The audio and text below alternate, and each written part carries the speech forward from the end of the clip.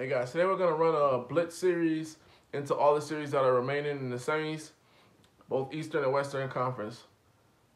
We'll start with the West because it was most recent. You're looking at the Los Angeles Clippers versus the Utah Jazz. The Utah Jazz rallied back and won game one, a lot behind Donovan Mitchell, and a lot of the role players didn't play as well. For the Clippers, Paul George didn't play as well either.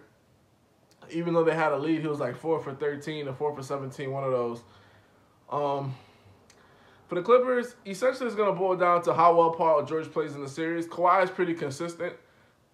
Paul George needs to average 25 to 30 points a game for the Clippers to advance. If he does not, then the Clippers will not advance. He's the number 2 guy he has to help carry. In terms of the Utah Jazz, one thing they have to really understand, and this is going to be a theme throughout the playoffs, they can't necessarily just keep feeding off the home crowd. And this is what I mean. Like, Donovan Mitchell was the only player that shot over 50% in that game. All the other guys weren't as great as they normally advertise. I know Mike Conley didn't play, due to the knee. But, it's at the end of the day, Donovan Mitchell's not going to have all those bailout shots going down the stretch. And why it's important not to play to the crowd is due to this. The crowd can be fickle. So if you're down 20 or whatever the case is, they turn on you. And we saw this last year, last year in the bubble. When the Utah Jazz had the 3-1 lead, everything fell apart. So just imagine them having a 3-1 lead against the Clippers, and they kind of start unraveling how the crowd goes and things of that nature. Especially if they have to play a Game 7 on their home floor. So more of it for the Jazz is just focusing and not really just getting too emotional. Like, a lot of the role players were emotional, and the Clippers can use that strategy to their advantage. Well, basically, they say, like, we'll let Donovan Mitchell go off, and as long as we keep everybody else in check, then, if he gets 40 and they lose the game, then we did our job because we kept every other player in check. Because there was a point where the Clippers had the lead and everybody was like a little worried. Donovan Mitchell came through and he really held up his end of the bargain and showed why he is going to be a superstar in this league, if not already a superstar. And he did what he had to do to keep his team afloat and win that game. So, but the thing with the Clippers is they can't have both. They can't have Donovan Mitchell go off for whatever he goes off for, 30, 40, and then he has 10, 12 assists. They can't have that. So they're going to have to really buckle down on defense if they want a chance in the series, which is more of an even series than people would think. Now we're going to go to the Denver Nuggets and the Phoenix Suns. Phoenix Suns won game 1. They did their thing. But the Denver Nuggets have a blueprint for playing them. And which is good. You really got to think about the Portland Trailblazers really prepared the Denver Nuggets for the Phoenix Suns, because Portland Trailblazers are essentially, besides DeAndre Ayton, they're guard heavy. And the Portland Trailblazers were guard heavy. So, I mean, I have Phoenix winning the series. It's not going to be an easy win for Phoenix. It's not going to be an easy win because what's going to happen, there's going to be a game where Ayton's going to get in foul trouble, or they're going to start back screening Ayton, and now you're going to have a mismatch on Jokic, and he's going to just have free reign in the middle. And I want to see how they respond to that, because you saw Portland, they didn't respond too well. CJ and Dame didn't respond too well. You're looking at CP3, he's more wildly veteran than Dame or CJ, and then you're looking at Devin Booker, who's bigger than CJ and Dame, so he can get his shot more anytime he wants, and he could exploit mismatches a lot better. So we'll see how that plays out in terms of Phoenix, if they're able to get an easy win. But, just like the Clippers series, this is not going to be an easy win. And this is what I mean, because you're looking at two teams, right? With Denver having more experience in the playoffs as a unit. You know what I'm saying? Like, they're star guys, a lot of guys, they have more experience going, to semis and stuff like that. As opposed to Phoenix, a lot of those guys are playing on pure emotion, and this is what's going to happen. They're going to have a game, which it might be the game tonight. They're going to have a game where things aren't falling, and it's just going to be like, we're going to have to win the game another way. And I want to see if the players know how to win games other ways, which means rebounding, defense, diving on the floor, taking charges. Everything, all them threes and all this other stuff, that stuff ain't going to keep falling all the time. Sometimes you're gonna have a hard time, and that's where we see people the cream rise to the top. Now I see Booker, he's great. You know, I see CP3 is great, and a lot of the role players have been great. But here's the thing: these guys are playing on pure emotion. They don't have that experience yet to like, I'm having a bad game, let me affect the game in a different way.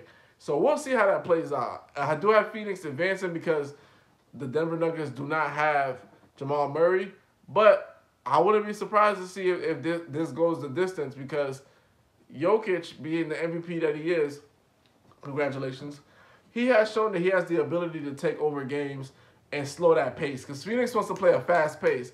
So if Denver figures out a way to slow the pace, make it more of a half-court game, now we're looking at a different series. We're looking at a turn series. So, you know, both the Clippers and the Denver Nuggets series, and, you know, Utah Jazz, like, and Phoenix says, I haven't seen anything where it's like, now it's going down to half-court basketball. And until I see that half-court basketball stuff, like the inside pass, pivot, basic things that now, you know, no more fast breaks, guys are tired, that adrenaline has died down because a lot of guys are playing off adrenaline the way that they're playing. Like the shots that they're taking, especially in the Phoenix series, the shot that some of these guys are taking is adrenaline.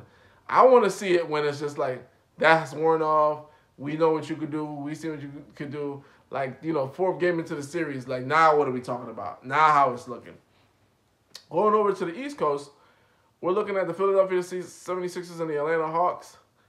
And the Hawks got a good steal. They took home court advantage. But Philadelphia, in Game 2, they came out and they blitzed them. And Joel Embiid showed why he was an MVP candidate. Dropped 40 on them. And all the 76ers really have to do, which a lot of big teams hate to do. For some reason, everybody wants to shoot threes. Is play big.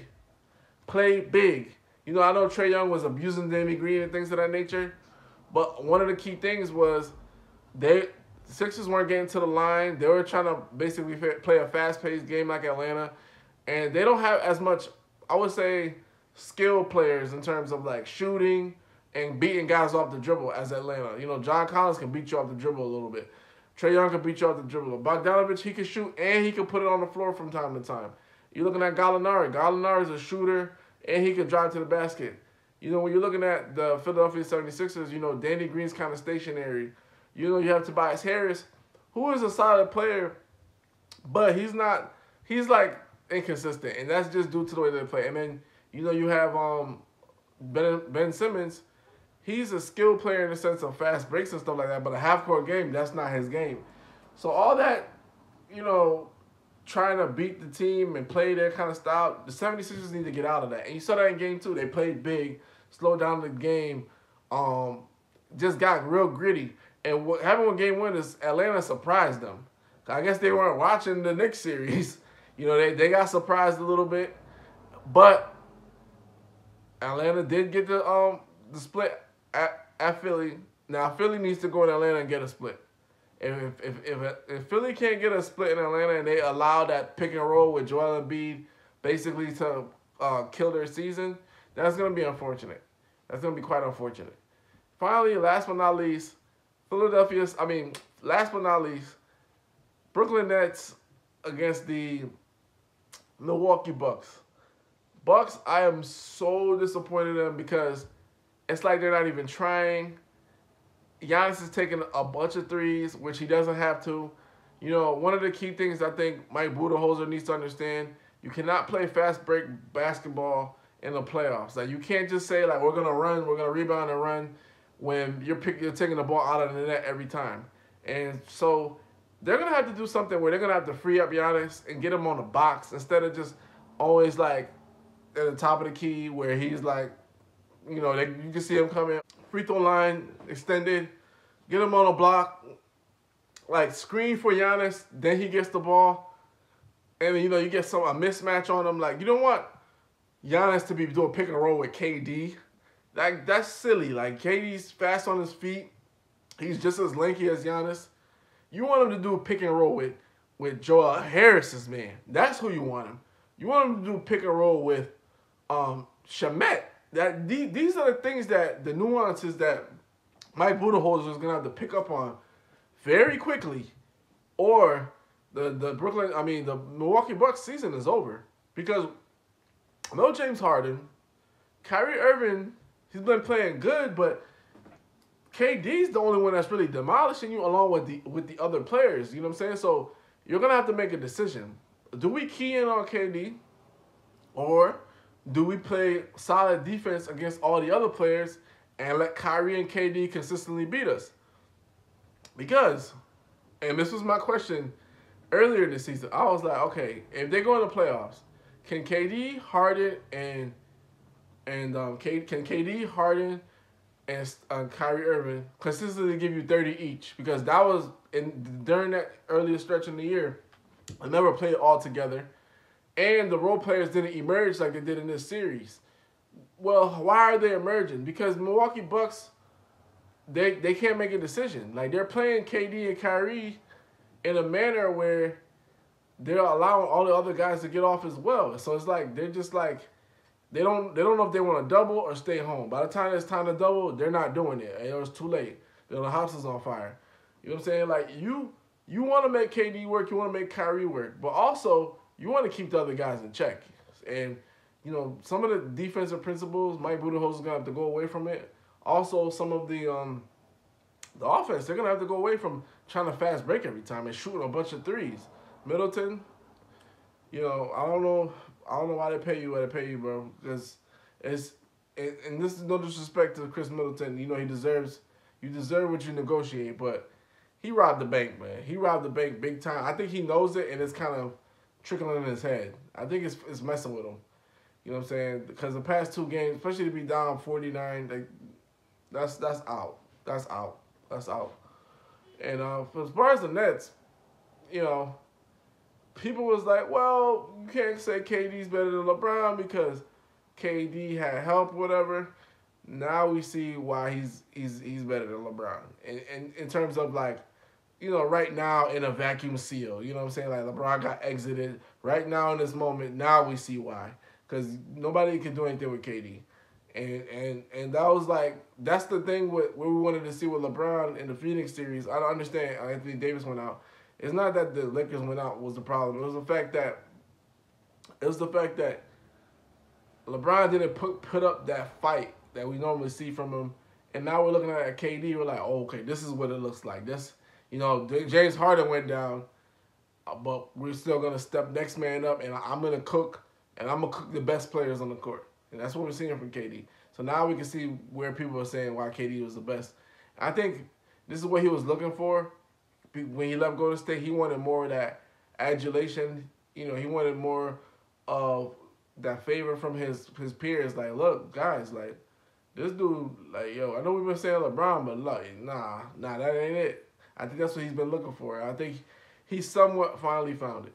Who's Junction? Who's me, Hoopla? Like, comment, subscribe.